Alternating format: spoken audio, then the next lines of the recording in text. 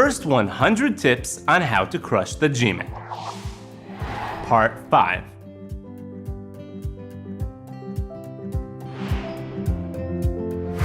Number 81. Don't settle for one size fits all.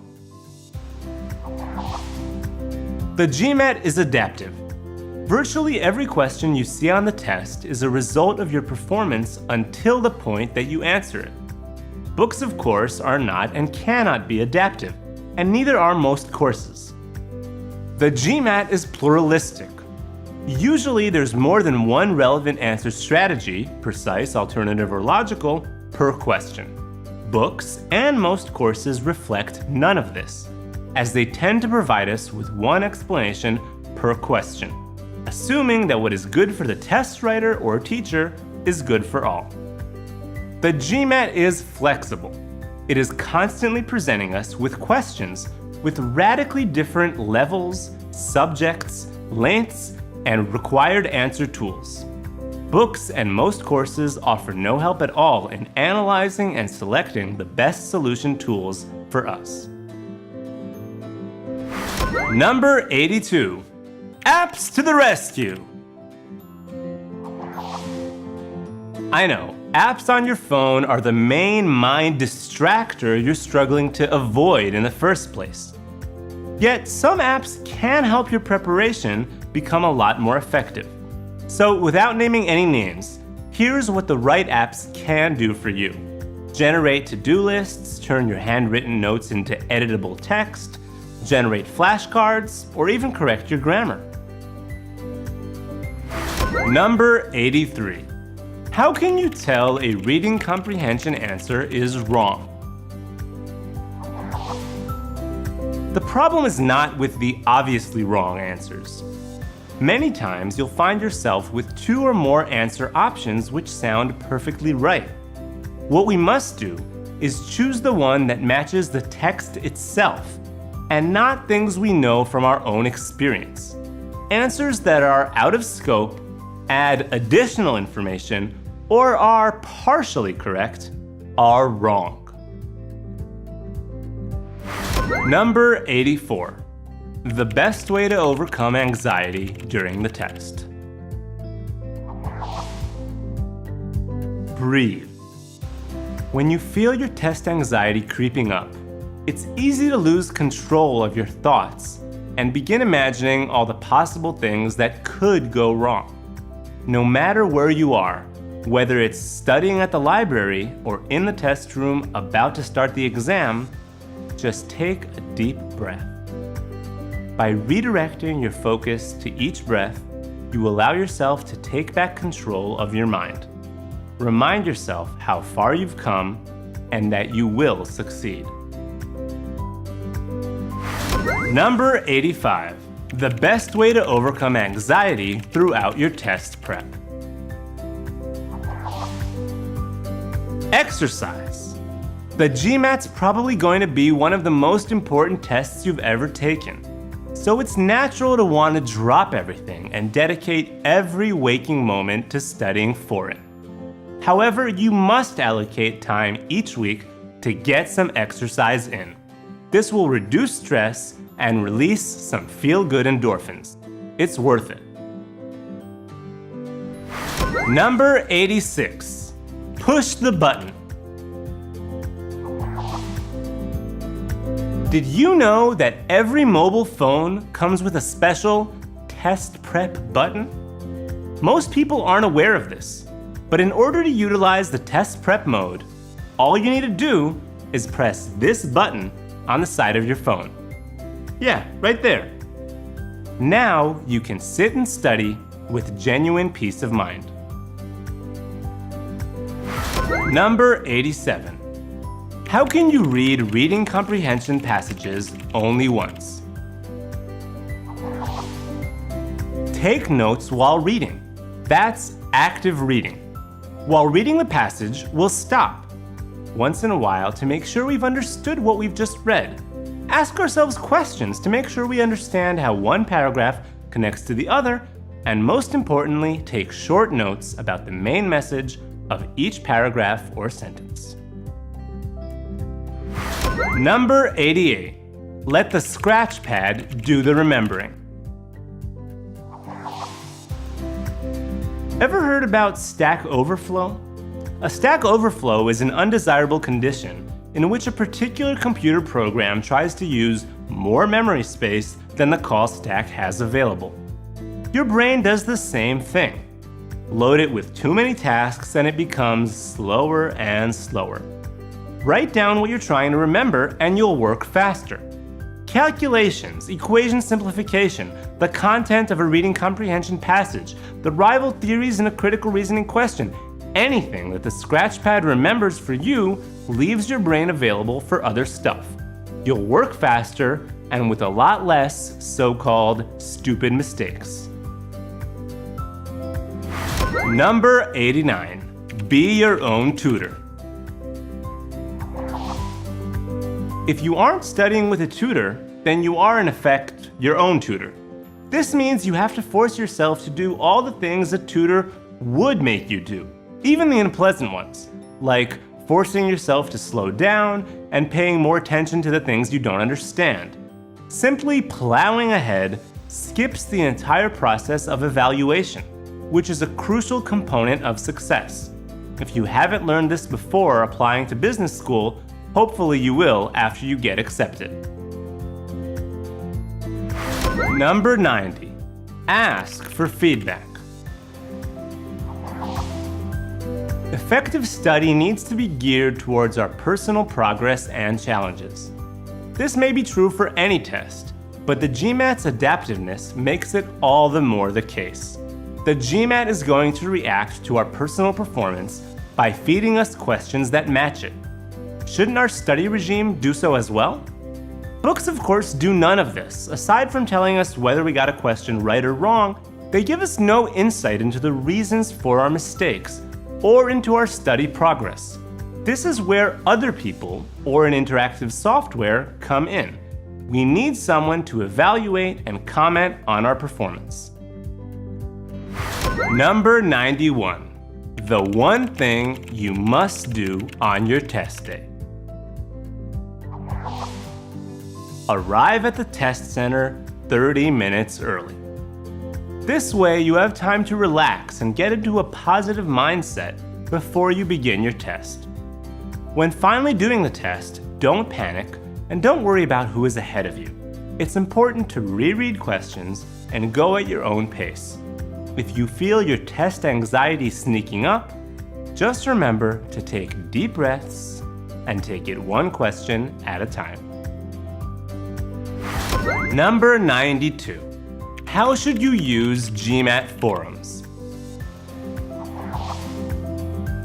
If you're already preparing for the GMAT, sooner or later, you'll find yourself in one of these crowded forums bombarded with advice. The good thing about them is that if you want to see different solution approaches to the same questions, you'll get lots of them. The bad thing is you'll get lots of everything. When it comes to advice, stick to professionals who have been in this field for a few decades. They do not just relate to the one question that you're struggling with, but to its dozens of different variations over the years. If you want to avoid GMAT phobia, don't just wander around, as you'll most likely end up confused and frightened.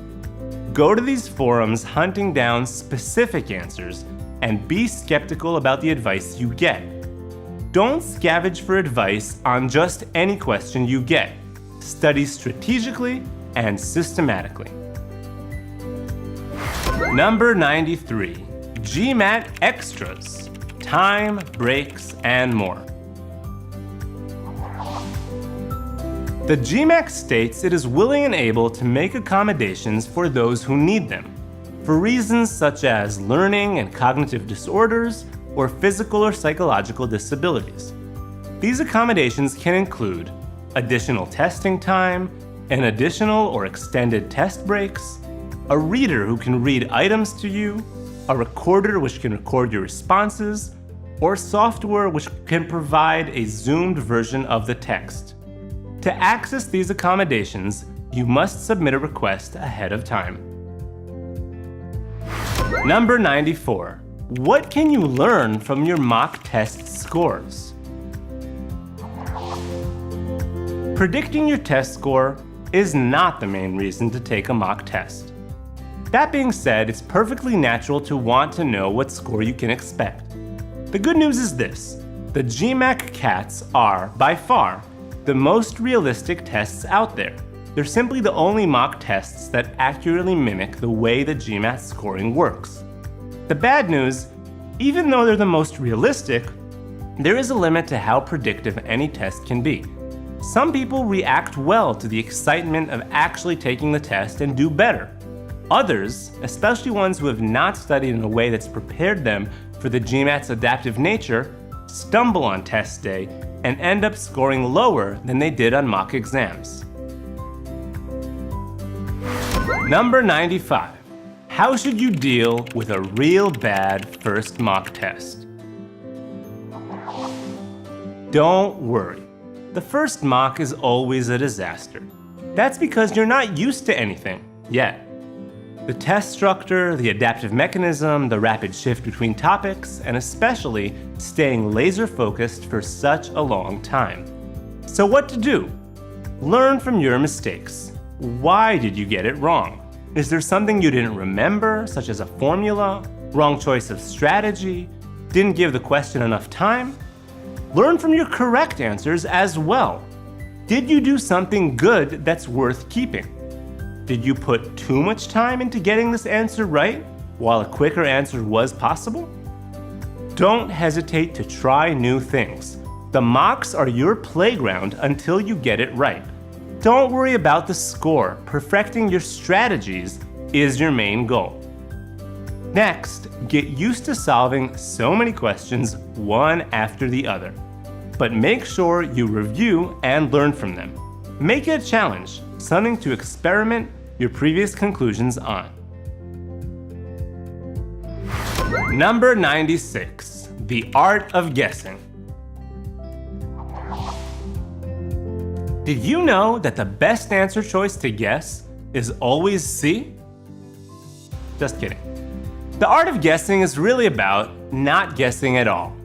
We should decide strategically before the test how many questions we're going to solve in each section, which is really deciding how many to skip, and which questions to skip.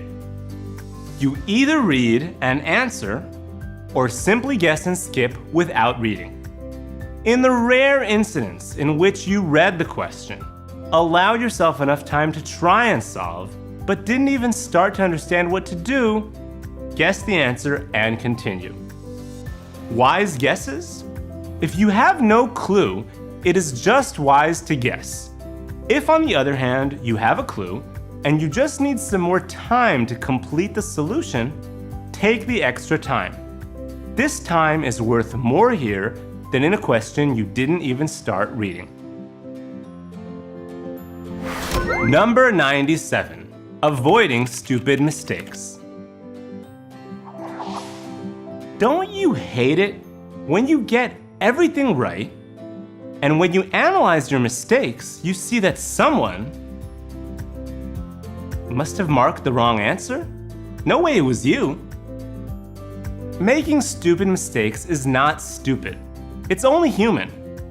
Making the same stupid mistakes over and over again, on the other hand, it doesn't matter why you got it wrong. You still lose those points. So don't cut yourself any slack.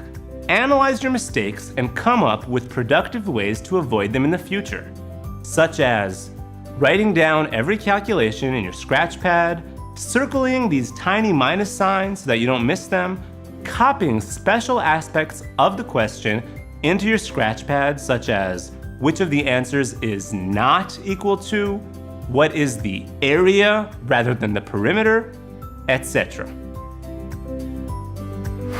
Number 98. Taking a mental break. Test takers are sometimes so anxious that when they get to the instruction screens, what they do is read the instructions. You don't need to read the instructions. You already know them. You've been practicing them for weeks. This is the time to take a mental break and recite your strategy. How many minutes you plan to give each type of question, what strategies you plan to use, how many questions you plan to skip. This will make you calm and focused in those crucial minutes in the beginning of each section. Number 99. Get into the right mental state before the real test. Be proud of yourself. But why, you ask? I haven't even taken the GMAT yet. Well, let me tell you why. Preparing for the GMAT is a difficult journey that may seem overwhelming at times.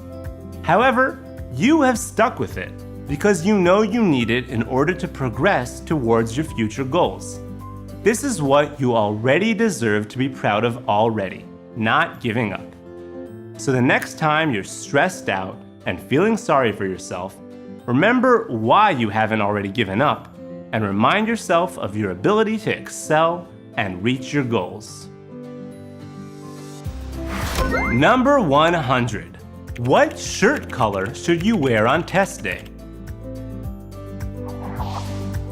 White. It will keep you optimistic. You have all the reasons in the world to be optimistic. You just finished watching 100 tips on how to crush the GMAT. Exam Pal.